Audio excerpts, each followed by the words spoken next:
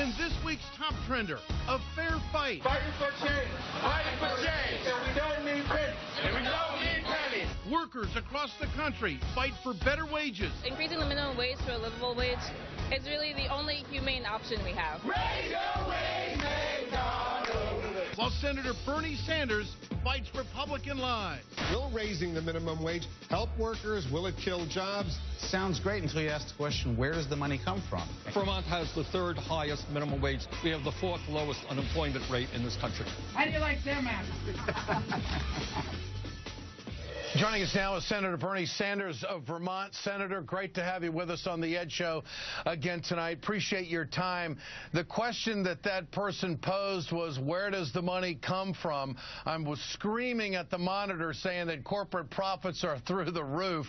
I mean, it's almost like the other side is in denial. I have to ask you, is there any chance that Congress is going to be able to get the country on its side when it comes to raising the minimum wage to the levels where people can have a decent wage and support themselves? Your thoughts, Senator? Ed, we already have the overwhelming majority of the American people on our side who believe that the idea that $7.25 is totally obscene. It is a starvation wage, and the American people believe absolutely that we should raise the minimum wage. I hope that we can get strong legislation through the Senate, and I hope that by building a strong grassroots movement around this issue, we can force the House to do the right thing.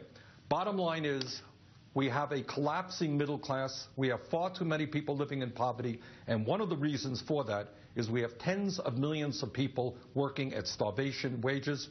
And while we have to create millions of new jobs, we also have to raise the minimum wage to a living wage. Senator, what do you say to these folks who are saying, and in that debate that you had, that Walmart and McDonald's can't afford to raise the minimum wage? Ed, do you want to hear one of the great obscenities of our time? The wealthiest family in this country is the Walton family. They are worth about $100 billion. That is more wealth than the bottom 40% of the American people. One of the reasons that the Walton family, the owners of Walmart, are so wealthy is that they receive huge subsidies from the taxpayers of this country. When you pay at Walmart starvation wages, you don't provide benefits to your workers, who picks up the difference?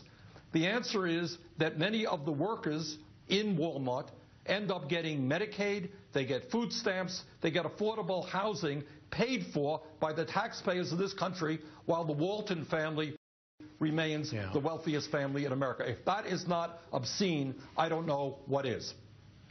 Senator, do you believe, of course, the Republicans have not helped out on any jobs package whatsoever. They're stuck in the mud. They don't want to help. They don't want to work with the Democrats. They don't want to help this president on a jobs bill in any way, shape, or form. Do you think the Republicans want higher unemployment so people will be so desperate they will go to these corporations and work for $7.25 an hour and have no voice and no push and no union to stick up for them whatsoever? Do you think the Republicans, do you think that this is a conservative utopia, that they like everything the way it is right now? Ed, let me take that a step further, and this will shock you and shock some of your viewers. This is the truth.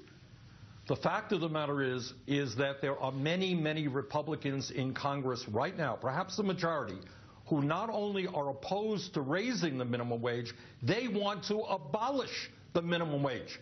That's the truth. And what they believe is that if in a city like Detroit or a high unemployment area, and remember, 40% of the black kids in this country are facing unemployment, 20% of the young people in this country facing unemployment, 14% of the American people unemployed.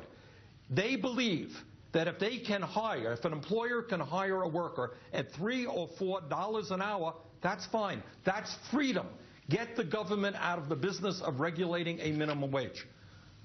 So what I happen to believe is very, very different. Yeah. Go ahead. Well, it's just that if we're going to grow the middle class, we have to create decent paying jobs, and one way to do that is to raise the minimum wage to at least $10 an hour, which is what the American people want. What do you say to these fast food workers that are in a fight right now to push forward? I mean, I guess I don't recall any time in the news cycle where we have seen fast food workers step out, be so vocal, and on the verge of real organization here. What do you make of that? Well, I was on the floor of the Senate last week just expressing my extraordinary admiration for them, for their courage. And believe me, it takes a lot of courage to walk out of a fast food establishment knowing that you can be fired.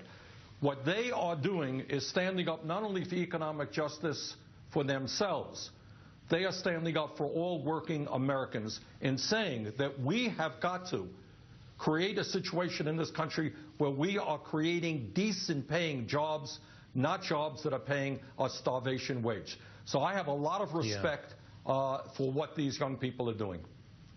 Senator Bernie Sanders, always good to have you with us here on The Ed Show. Appreciate your time this evening, sir. Thank you. Thanks for joining us. Coming up, Rush Limbaugh is about to get bounced. We'll talk about the slow death of conservative talk radio just ahead. Gosh, has the market changed because of what